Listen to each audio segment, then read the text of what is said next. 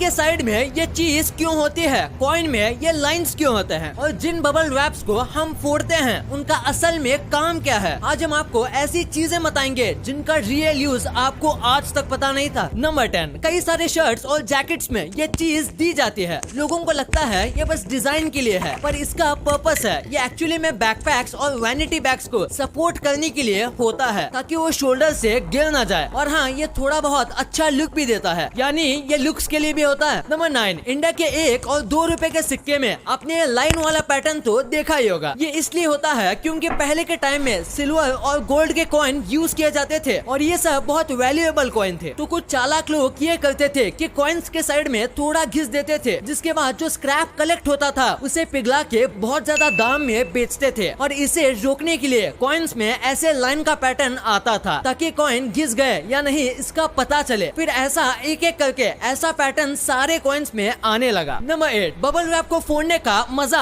अपने आप में ही अलग है, पर देखा जाए तो इसका असली काम क्या होता है? चीजों को प्रोटेक्ट करना, राइट? एक्चुअली में नहीं, इसका स्टार्ट कम्प्लीटली किसी और वजह से हुआ था। एक्चुअली में इसे दीवारों की पेंटिंग में डिजाइन करने के लिए बनाया गया था और फिर इसे पेंट डिलीवरी करने में इस्तेमाल किया गया और पता चला कि ये एक्चुअली में चीजों को बहुत अच्छे से डैमेज होने से बचाता है और इसीलिए आज डेलिकेट चीजों में बबल रैप ही दिया जाता है। नंबर 7, टूथपेस्ट के कैप में ये स्पाइक क्यों होता है? ये बस डिजाइन के लिए नहीं है, इसका एक इम्पोर्टेंट काम है। दरअसल अच्छी कंपनी के ज्यादातर जो टूथपेस्ट आते हैं वो एक फॉइल से कवर्ड होते हैं ताकि टूथपेस्ट की क्वालिटी खराब ना हो और वो लीक ना हो, क्योंकि अगर बिना सील के टूथपेस्ट बेचा जाएगा तो हो सकता है अंदर का पेस्ट पतला हो जाए और ऊपर का ये जो स्पाइक होता है इनका काम इन कवर को तोड़ने का होता है। पर इंडिया में ऐसे कवर को चाकू या चमचे से ही तोड़ दिया जाता है। Number 6, sunglasses. आपको यही लगता होगा कि सनग्लासेस को हमेशा सूरज से बचने के लिए और कूल दिखने के लिए बनाया गया है, पर एक्चुअली इसको एकदम अपोजिट काम के लिए बनाया गया था। ये स्नो से बचने के लिए बने थे, फिर धीरे धीरे ये पूरे वर्ल्ड वाइड फैल गए और चाइना में इसे जज इस्तेमाल करते थे ताकि अपने इमोशन को छिपा सकें और फिर लोग इसे अपनी आंखों को सन से बचाने के लिए इस्तेमाल करने लगे। नंबर 5, डोनट का ये जो शेप है इसका नाम खुद डोनट ने ही रख दिया है। ये शेप को भी एक खास पर्पस की वजह से यूज किया गया था। दरअसल जब पहले के टाइम में डोनट्स बनाए जाते थे तब डोनट को पकाने के लिए आज जैसे मॉडर्न ओवन नहीं थे और इसी वजह से डोनट बीच से कच्चे रह जाते थे और सही से नहीं पकते थे। तो इन्होंने बीच के पीस को ही हटा दिया और इस शेप को मार्केट में लाया। फिर सारे बेकर इस तरीके से ही डोनट बनाने लगे। नंबर 4, आपने ये देखा होगा कि नूडल कप जो होता है वो नीचे से ऐसे खाली होता है। तो ऐसा क्यों? असल में आपके नूडल कप को बचाने के लिए ये ऐसा करते हैं। ये जानबूझ के कप्स की साइज नूडल से ज्यादा देते हैं और नीचे से खाली रखते हैं ताकि जब नूडल शिप हो रहे होते हैं तभी किसी झटके की वजह से नूडल टूट ना जाए। टूटे हुए नूडल्स लोगों को कम अच्छे लगते हैं और इसीलिए ये ऐसे खाली होता है। नंबर 3, आपने ईयरफोन में आने वाली